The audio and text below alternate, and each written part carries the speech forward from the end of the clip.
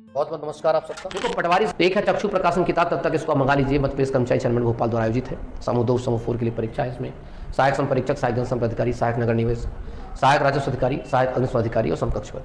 तो आप इसको मंगा लीजिए। स्टडी पूरी गाइड है इसमें, पार्ट भी दोनों चीज़ें हैं। सामान्य विज्ञान, सामान्य हिंदी, जनरल इंग्लिश, सामान्य गणित, सामान्य ज्ञान, अभिरुचि, कंप्यूटर ज्ञान, तार्किक योग्यता, सामान्य प्रबंधन, ये सब तो ये आप लोग इसको मंगा सकते हैं। काफ़ी महत्वपूर्ण है किताब है। चक्षु प्रकाशन के नीचे लिंक लगा हुआ है डिस्क्रिप्शन में, वहाँ से आप मंगा लीजिए किताब।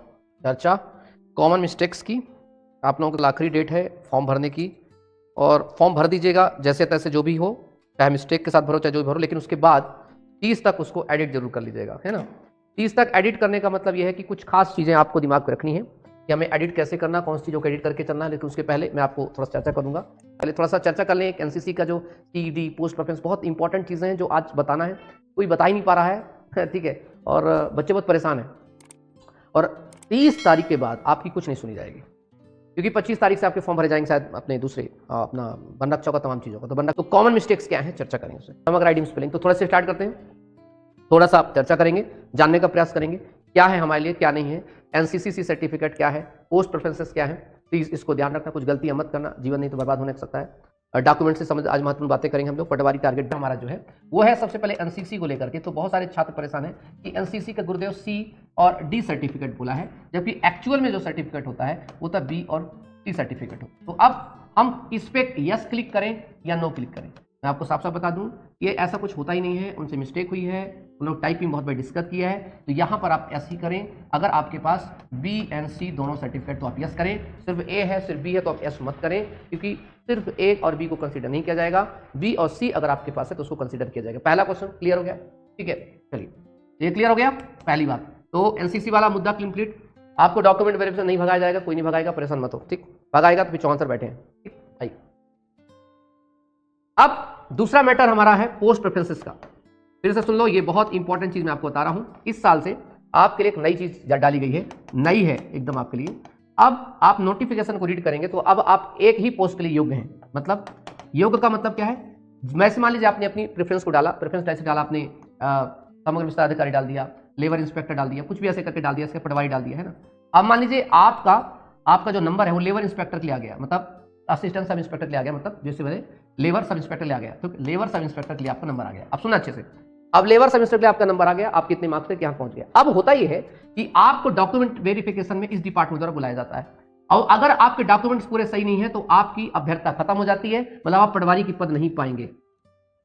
सुन लो, फिर से सुन लो मैं क्या बोल रहा हूं।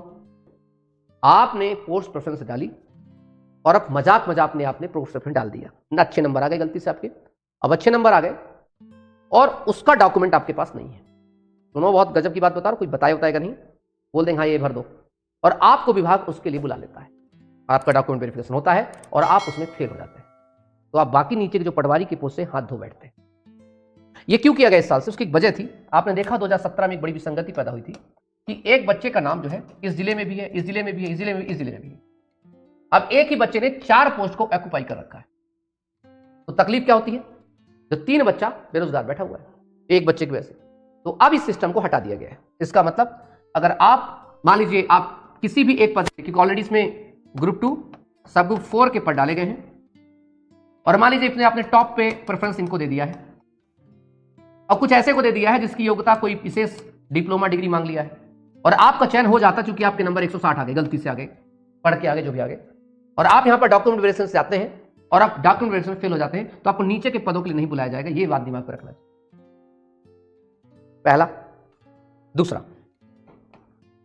जो पटवारी है, मान लीजिए आपने पहला प्रेफरेंस दिया क्या, अलीराजपुर, तो आपका अगर मार्क्स अलीराजपुर के हिसाब से है तो आपको अलीराजपुर दे दिया गया, ओके कर दिया गया। अब आप अलीराजपुर के अलावा किसी भी जिले में आपका नंबर नहीं आएगा, तो आप जाइए डॉक्यूमेंट वेरिफिकेशन कराइए, आपको एक ही पोस्ट कोड के लिए वहां पर अप्लाई कर, एक ही पोस्ट कोड आपको मिलेगा। कुछ पल्ले पड़ा। अगला क्वेश्चन, गुरुदेव अगर एनसीसी का किसी के पास सी और डी में अगर वो एस करता है तो उसको लाभ क्या है। उसको लाभ यह है कि अपने प्राप्तांक में उसको 5% अंक मिलेंगे।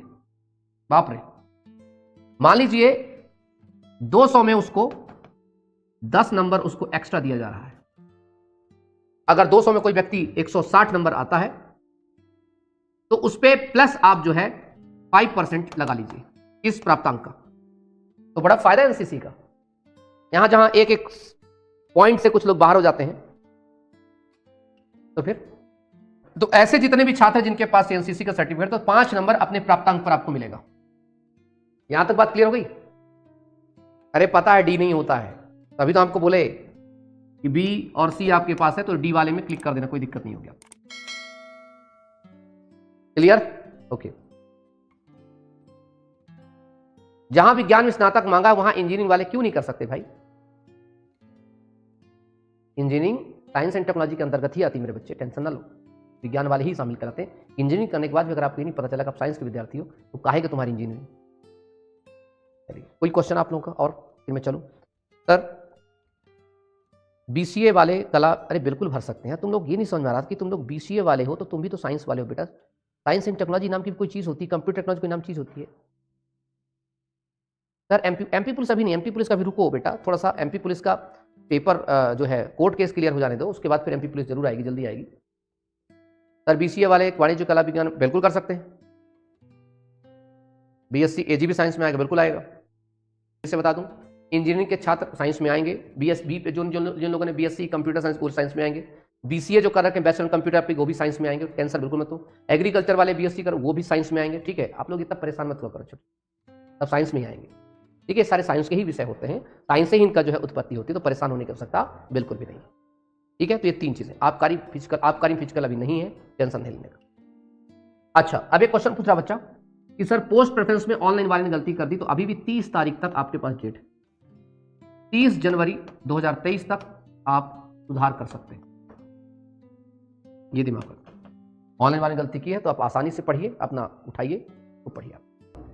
एक बार सेफ स्कोर पर चर्चा करते हैं। Safe score 150, 145 to 150 is the most important है, बहुत सेफ स्कोर है। यहां तक भी जाना बहुत मुश्किल है। अगर पेपर का लेवल थोड़ा भी अप किया, तुम लोग गए, थोड़ा भी अप किया तो वो कर सकता है। आप कुछ नहीं करना उसको, बस रीजनिंग में 10-15 क्वेश्चन डालने हैं, सीटिंग अरेंजमेंट, एसर्जन एंड लॉजिंस, जो सिलोजिन कुछ क्वेश्चन होते हैं, हो गया, तुम्हारा खेल खत्म हो जाएगा। वो जहां उससे 10-15 क्वेश्चन इस प्रकार डालेगा ही डालेगा, जनरल इंटेलिजेंस में इस प्रकार क्वेश्चन डालेगा ही डालेगा, तो 90% आबादी तो उसे निपुर जाएगी, टेंशन ना लो, क्योंकि उसी में घूमते रह जाओगे आप लोग। सीटिंग अरेंजमेंट कितना खतरनाक होता है आपको पता है। और कहीं उसने गलती से एक क्वेश्चन में एक ही क्वेश्चन डाला, जैसे एक पूरा सवाल है, ज्यादातर क्या होता है सीटिंग अरेंजमेंट 2 से 3 क्वेश्चन होते हैं, लेकिन उसने काम गेम क्या कर दिया, आपके साथ खेल दिया, 10 से 15 क्वेश्चन डाल दिए और एक क्वेश्चन में एक ही क्वेश्चन, एक पूरा सेंटेंसेस में एक ही क्वेश्चन है, तो आपको खेल हो जाएगा।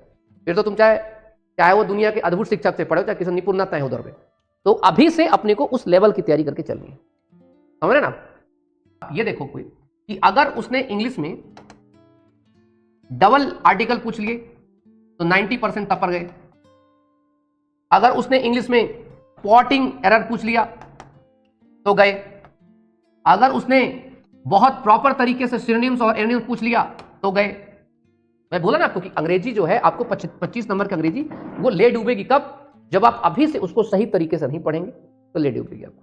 टारगेटेड स्टडी मैंने बताना। दूसरा मैनेजमेंट में तकलीफ इस चीज की है कि इसका हिंदी अनुवाद भी खतरनाक है और इंग्लिश अनुवाद तो है ही, तो चाहे ये पढ़ो चाहे ये पढ़ो, अगर ढंग का सब्जेक्ट रिवीजन नहीं है तो दोनों में तपरे। तो ये तमाम चीजें लेकर के आपको चलना अभी से कि हाँ एग्जाम तक हमें अपने आप को बहुत बढ़िया तरीके से चलाना है। चलते चलते आप सभी से एक ही चीज कहूंगा कि आज मैंने आपको एक विशेष जानकारी दी है टारगेट बैच के अलावा एनसीसी सर्टिफिकेट के बारे में और पोस्ट प्रेफरेंस के बारे में।